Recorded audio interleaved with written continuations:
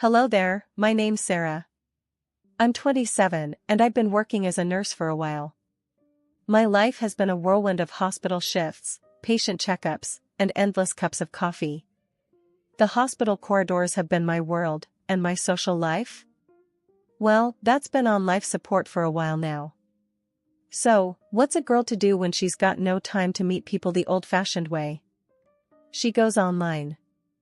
I signed up for this dating site, nothing fancy, just one of those places where you hope to find someone who's not a complete weirdo.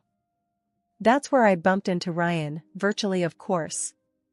His profile was plain, no show-off stuff. Just a guy with a genuine smile and a twinkle in his eyes. We started trading messages, and something clicked. We decided to meet up, see if this online chemistry had any basis in the real world. Our first date was at this cozy little cafe downtown. I walked in, and there he was, waiting for me. "Hey Sarah, you made it," he greeted, his face lighting up like a kid on Christmas morning. I was a bundle of nerves, but his easygoing nature calmed me down. We started chatting, just casual stuff at first. He was a software engineer, loved messing around with codes and all that. He was passionate about his work, but when he spoke about his mother, Margaret, his demeanor changed. "I'm all she's got, you know," he said, his voice dropping a bit. "My old man skipped out on us when I was just a kid. She's been alone since then. I try to help out, send her $1,000 every month. Ain't much, but it keeps her going." I admired his dedication, his sense of responsibility. I shared my own stories, about the grueling hours at the hospital, the emotional roller coaster that my job often was. He listened, really listened, not just nodding along. His eyes were full of understanding, and I felt a connection. As the weeks rolled by, I found myself falling for this guy. He was different, caring and attentive. He'd show up at the hospital when I was pulling late-night shifts, always with a hot meal in tow. He was a breath of fresh air in my otherwise monotonous life. One evening, while we were having dinner at his place, he looked at me, his eyes serious. "Sarah," he said, holding my hand across the table. "I've been doing some thinking. I really like you, more than just a girlfriend. I want us to be a team, you and me. What do you say, will you marry me?" His question caught me off guard. Sure, we hadn't been dating for too long, but there was no denying the love I felt for him. So, I said yes. We were over the moon, excited about our future together. But, boy, was I in for a ride. Little did I know that this decision would lead me down a path full of twists and turns. Life took a sudden turn after that dinner.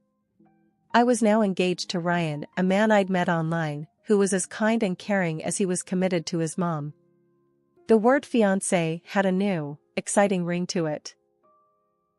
We decided it was time to meet his mom, a woman who lived a couple of hours away in a small town.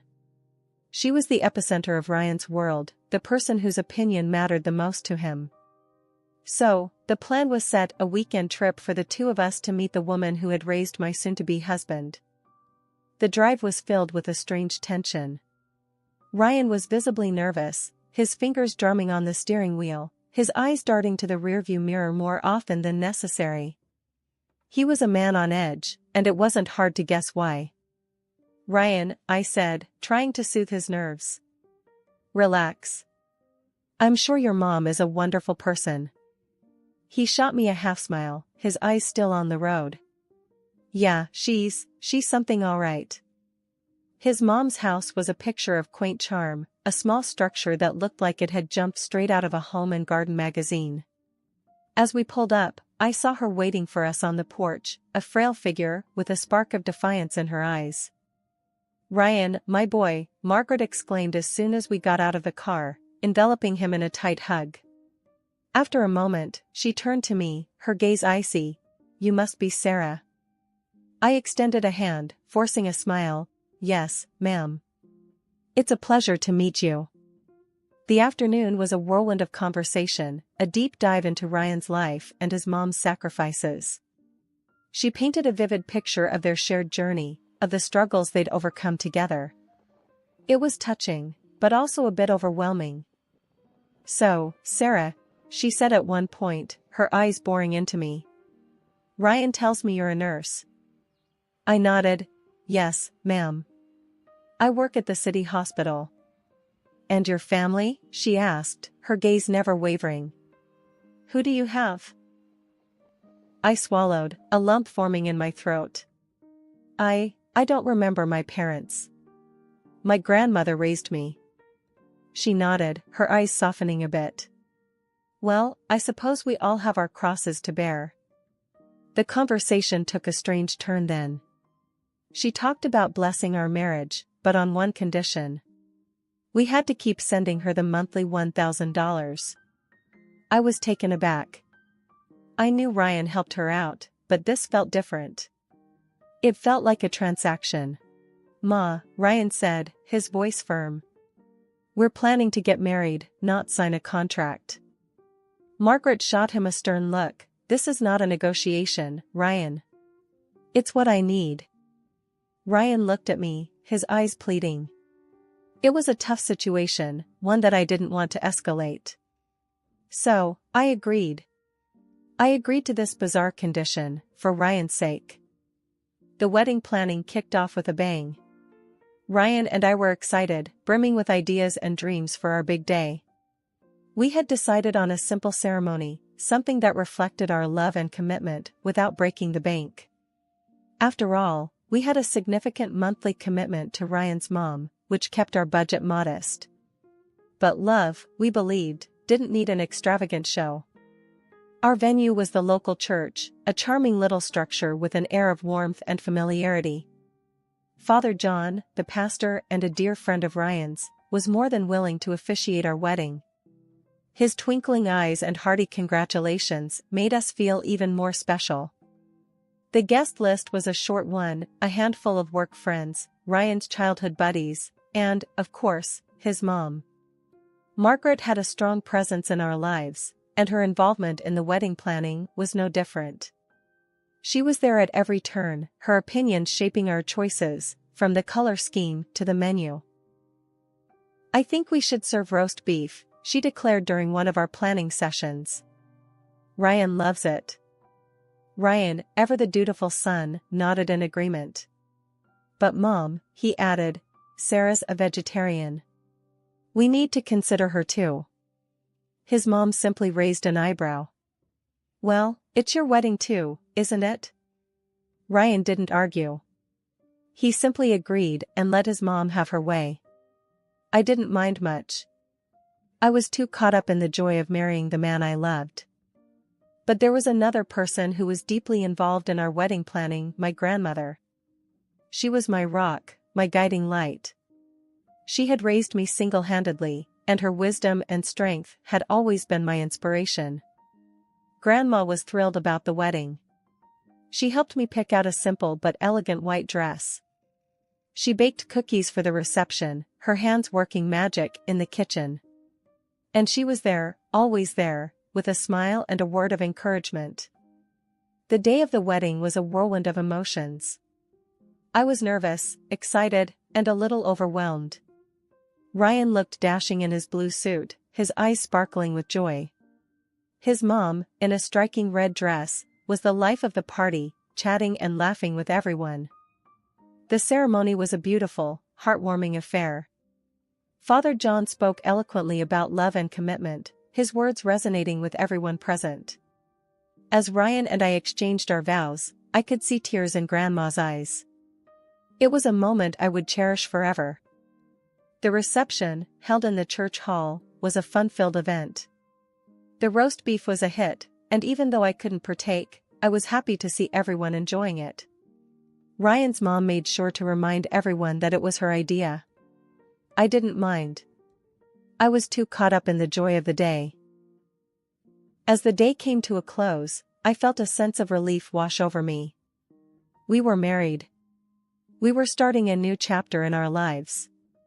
I knew there would be challenges, but I was ready to face them.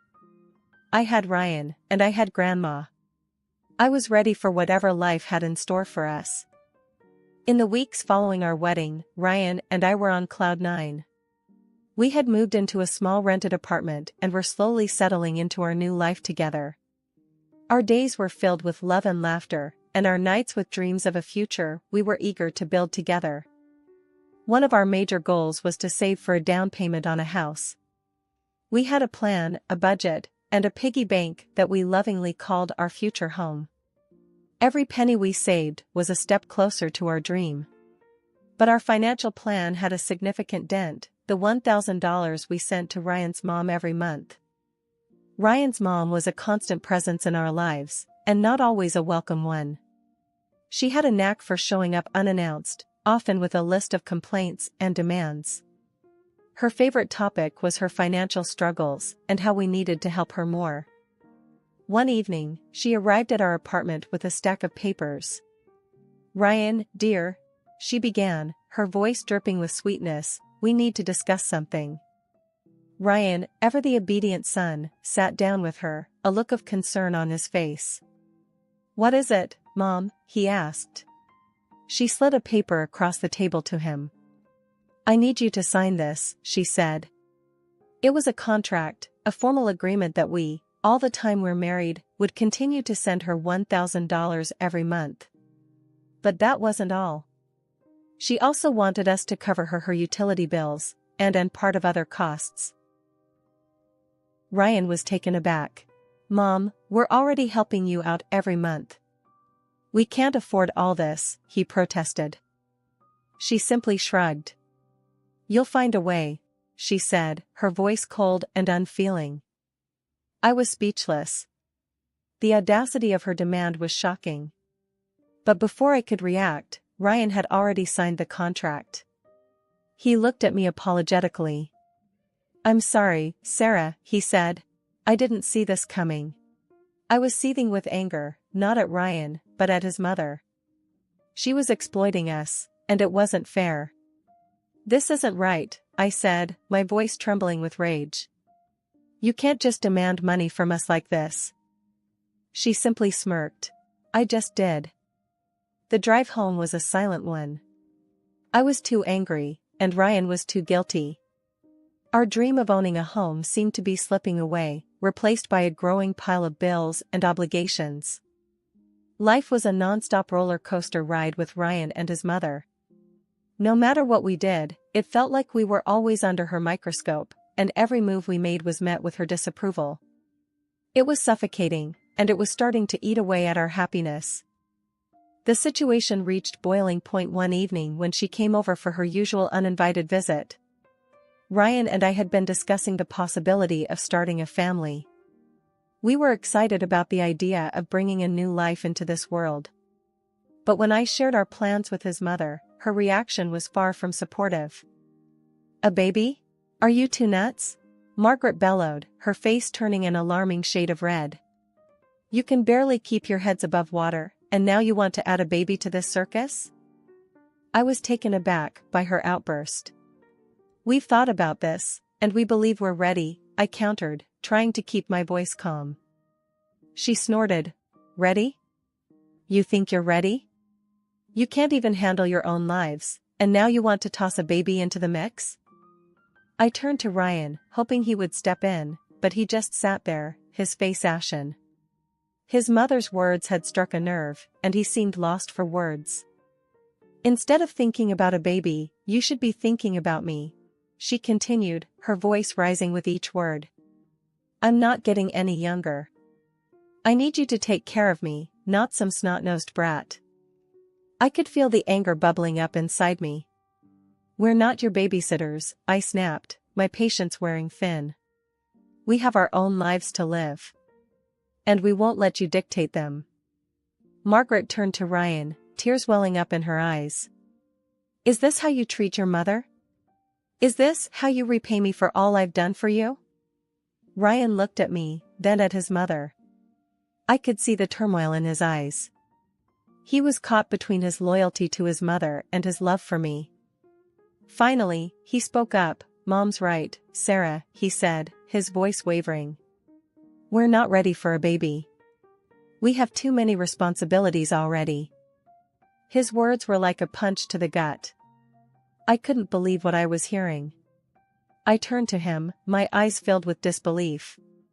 "So, you're taking her side now?" He didn't answer, just looked down at his hands. That was all the answer I needed. I got up and stormed out of the room, leaving Ryan and his mother alone. That night, Ryan and I had the biggest argument we've ever had. We yelled, we cried, we said things we didn't mean. But in the end, nothing was resolved. He still sided with his mother, and I was left feeling betrayed and alone. The following weeks were a nightmare. Ryan's mother was more intrusive than ever, and Ryan was more distant. As a result, I just stopped communicating with Margaret, even if it was rude, but not seeing her was already a great achievement. She called me an impudent girl and stopped calling me too. I'd been noticing a change in Ryan for a while. He was always on his phone, his fingers flying across the keyboard as he sent text after text.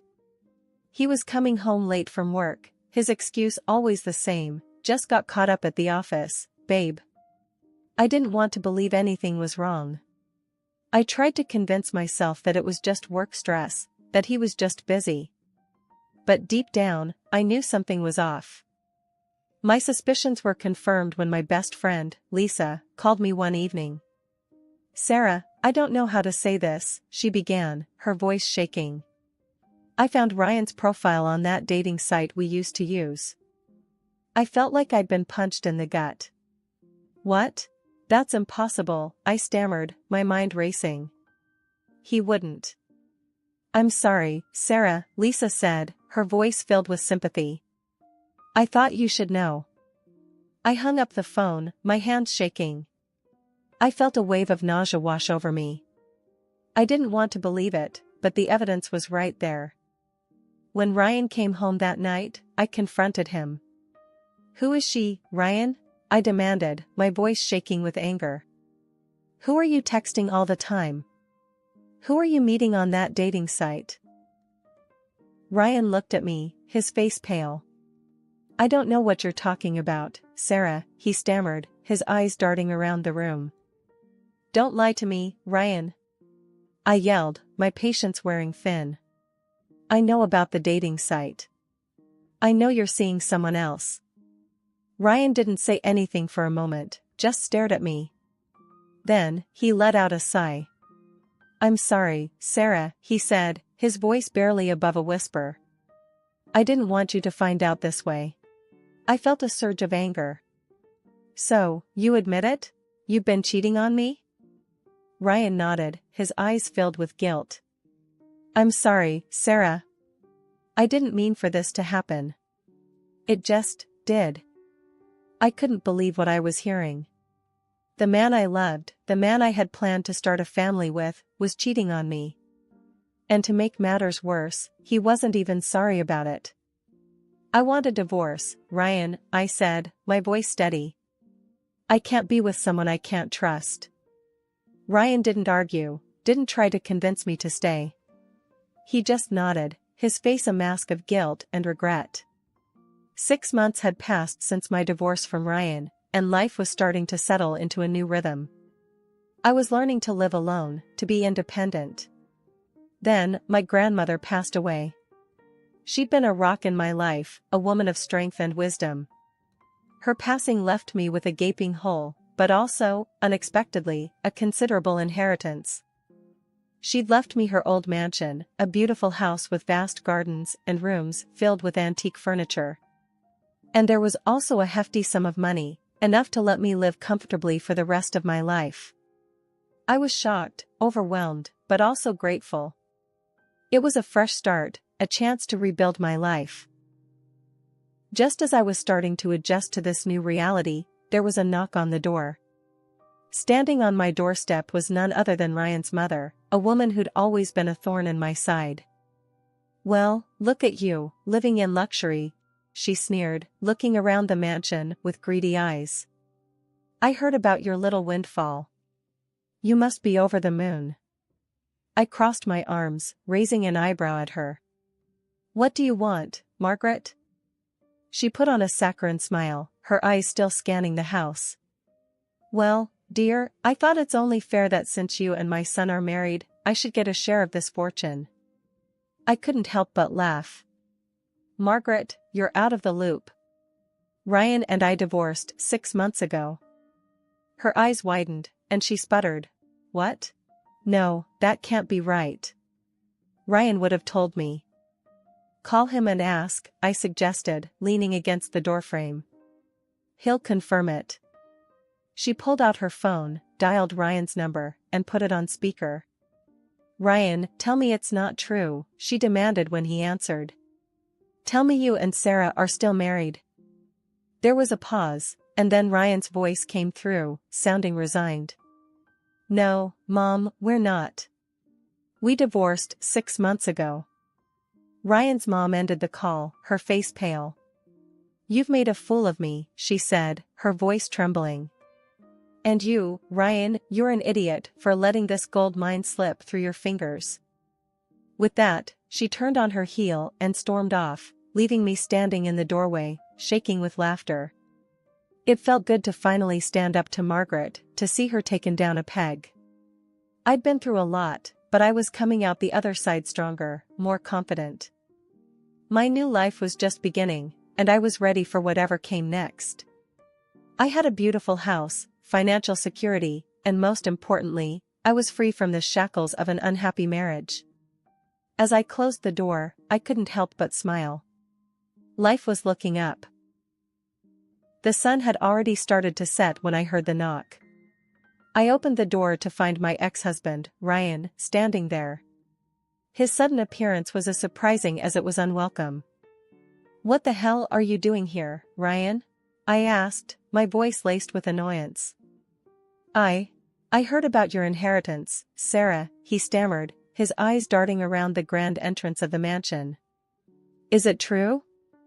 I crossed my arms over my chest, raising an eyebrow at him. Yeah, it's true. My grandmother left me her house and a substantial amount of money. What's it to you? Ryan swallowed hard, his gaze never leaving mine. I was thinking, maybe we could give it another shot, Sarah, he said, his voice shaky. I've been a fool. I let my mother dictate our lives. I didn't stand up for you when I should have. I want to make it right. A bitter laugh escaped my lips. Oh, now you want to make it right? I asked, shaking my head in disbelief. Now that I'm rich, you suddenly want to be a better man? You think I can't see right through you, Ryan? Ryan looked taken aback by my words, but he quickly composed himself. It's not like that, Sarah, he said, his voice filled with desperation. I've changed. I can be a better man. I can make it up to you. I stared at him, my heart pounding in my chest. I could see the greed in his eyes, the dollar signs practically flashing in his pupils. He was no different from his arrogant mother. He was just after my money. Listen here, Ryan, I said, my voice cold as ice. You had your chance. You blew it. Now, you want to waltz back into my life because I've come into some money? You're even more pathetic than I thought. Ryan flinched at my words, but he didn't back down. I just want to make it right, Sarah, he pleaded, his voice barely above a whisper. I just want another chance. I shook my head, a humorless smile on my face. You're not getting another chance, Ryan, I said, my voice steady. You're not getting a dime of my money. Now get off my property before I call the cops. With that, I slammed the door in his face, leaving him standing on the doorstep. I could hear him calling out to me, begging for forgiveness, but I ignored him. I had better things to do than listen to his empty promises and pleas. I walked away from the door, my heart pounding in my chest. I'd finally stood up to Ryan, to his manipulations and his lies. I'd finally stood up for myself. In the weeks that followed, I found myself thinking about Ryan less and less. I was moving on, slowly but surely. I was building a new life for myself, a life that was mine and mine alone. I made new friends, people who liked me for who I was, not for my money or my mansion. I started volunteering at a local animal shelter, finding joy in helping those who couldn't help themselves. I was finally living my life on my own terms, and it felt amazing.